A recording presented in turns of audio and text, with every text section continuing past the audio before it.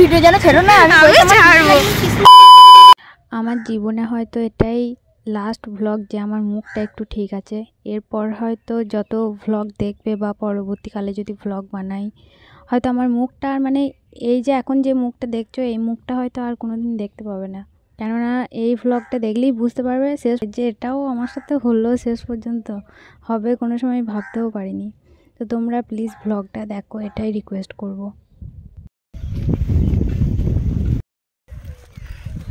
Hello everyone, welcome to my channel. আমি সুকন্যা চলে এসেছি আবারও নতুন একটি ভ্লগ নিয়ে। দেখতেই পাচ্ছ অনেক সকাল সকাল বার হয়েছি, প্রচণ্ড পরিমাণ ঠান্ডা, আর এমনি কাল থেকে তো বৃষ্টি পড়তে, আজ কি হবে জানি না। তো এখন আমি হেঁটে হেঁটে যাচ্ছি, বাকলসে প্রায় চলে এসেছি। এখন যাচ্ছি টিউশন পড়াতে, তারপর ওখানে আমার দুটো ভাই আর বোন আছে, ওদেরকে পড়াবো। তারপর ওখান থেকে কাটোয়া যাবো। কাটোয়া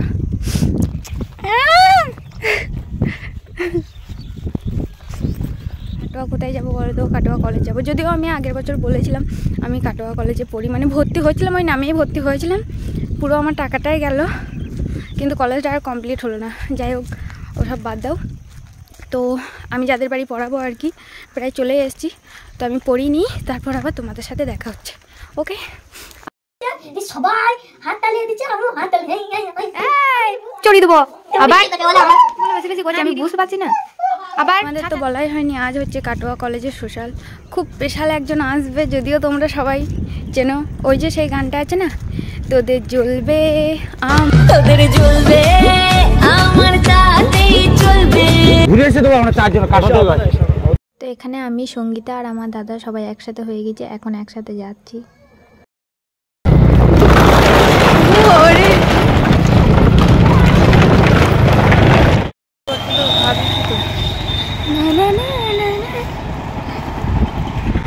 গাইস, আমি এই মুহূর্তে ফোন খেলাম, আর এই মুহূর্তে আমার দাঁতটা দেখতে পাচ্ছে। ওই ভিডিও যেন ছেড়ো না, আমি ছাড়বো। লাইভ দেখতে কেমন লাগিস? ভালো লাগছে গাইস, বলো কেমন লাগছে। এমন কি দেখো, আমি কিন্তু এটাতে কোনো ফিল্টার মারি নাই, আমি এটা ন্যাচারাল ফেস, আমি ন্যাচারাল বিউটি। সত্যি বাবা, পারেও বটে। তো দেখি দেখি, তুই না পারলা আমার কাছ থেকে। আমার দেখো মানে সমানে এসে থেকে শীত আমাকে ধরেছে। দেখো, একটা জ্যাকেট, একটা সোয়েটার, আরো একটা সোয়েটার পরেছি, সেটা হাতটা ফুলে ফুলে দেখাবো না তোমাদেরকে। আচ্ছা বটে। তো আমরা আমি না এখানে ঠিক বুঝতে পারছি না এটা কোন জায়গায়। যাই হোক, কাটোয়ার কোনো একটা জায়গায় বটে। এখানে আর কি আমার দাদা, আমি যে দাদাটার সাথে এলাম আর কি, আর ও চুপ না। তো গাড়িটা আর কি সার্ভিসে দিয়েছে, আবার কিছুক্ষণ পর আমরা যাব। এখন বাজে হচ্ছে 12টা বাজছে, এক থাপ্পড় লাগিয়ে দেবো, বুঝতে পারবে। এদিকে আমাদের গাড়ি সার্ভিস করা কমপ্লিট হয়ে গেছে।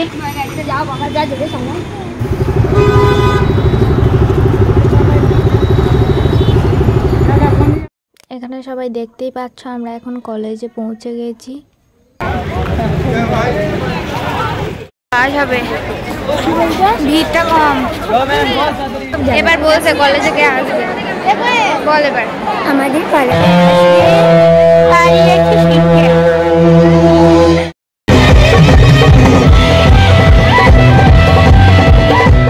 এখন একটু পেট পুজো করতে যাচ্ছি, তাই না? খুব খিদে হয়ে যাবে বাবারে। ও খাবো খাবো করে মরে গেল।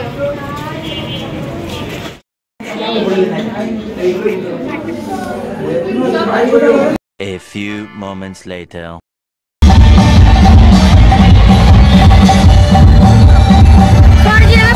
ভালো ভিডিও করবে না, ওকে?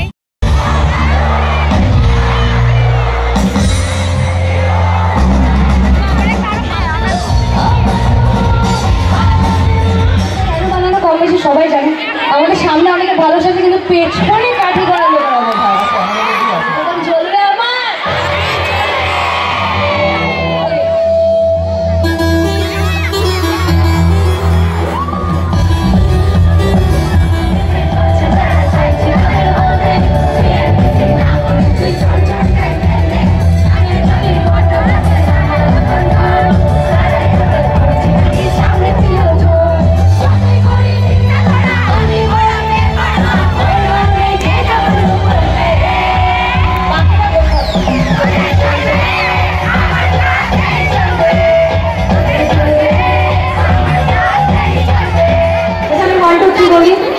এপাশে হবে না সব মেয়েরা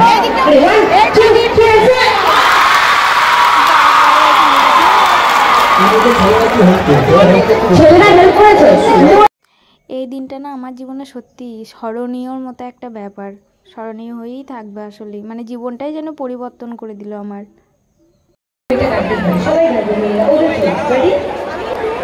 তুমি তো খুব খুশি হবে মেয়েরা গাইলে আমি জানি।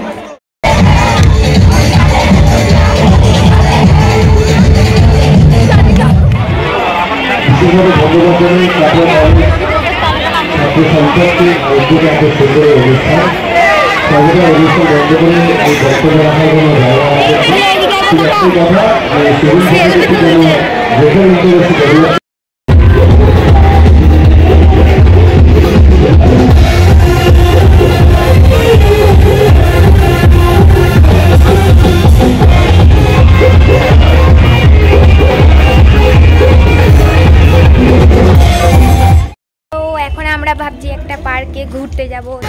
এই দেখ সুদীপ বলেছে একেবারে ভিডিও তো নাই, এবার বল কি বলবি। এ আমার লাইভ ব্লগ। এ টুকটুক করে না আসে, তাড়াতাড়ি চল। পার্কটা কেমন? আমি কিন্তু গেছি, আমি ফোনে দেখেছি। কেমন বটে? কেমন? যেমন ফুল গাছ এমনি। এই সেই কাটোয়া আমি তোমায় ভালোবাসি এইটা এখানেই আছে। তোমায় ভালোবাসি ওটা তো মোড়াঘাটে। ও তাহলে এটা এখানে না। মোড়াঘাট জানো তুমি? না ভাই।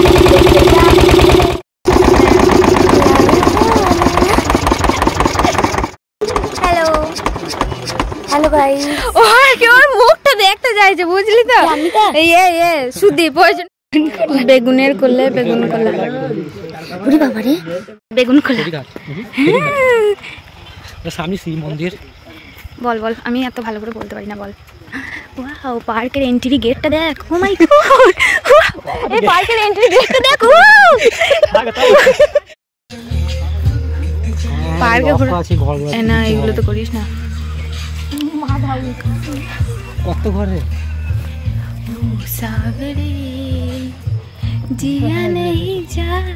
এগুলো কি সেই এ না, এগুলো মনে হয় গার্গি না কার্গি বলে, গার্গি মুরগি হয়তো।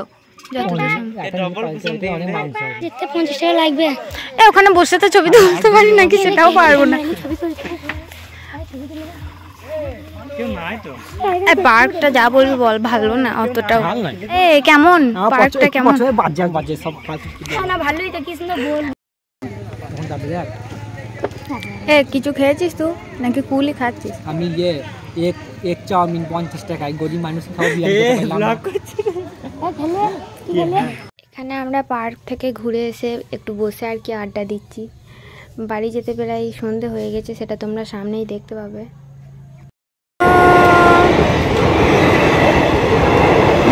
ছবি তুলতে লাগিয়ে দেবে। হ্যাঁ মানে কি বলবো, এ দেখ ঠিক করে দেখে বল। আসছে আসছে আমার একটা 19 তারিখে হয়তো সারাটা দিন এত ভালো কাটলো, হয়তো শেষ পর্যন্ত এই দুর্ঘটনাটা ঘটবে বলেই হয়তো মানে এত ভালো কাটলো। আর অ্যাক্সিডেন্ট হয়েছে আজ আমার 12 দিন হয়েই গেল প্রায়। যদি আমি জানতাম সেদিনটাই আমার অ্যাক্সিডেন্ট হবে তাহলে আমি সকাল থেকে বাড়ি হতাম না। যাই হোক, সবাই ভালো থেকো, সুস্থ থেকো। আমিও আগের থেকে অনেকটা ভালো আছি। সবাই একটু আমার পাশে থেকো।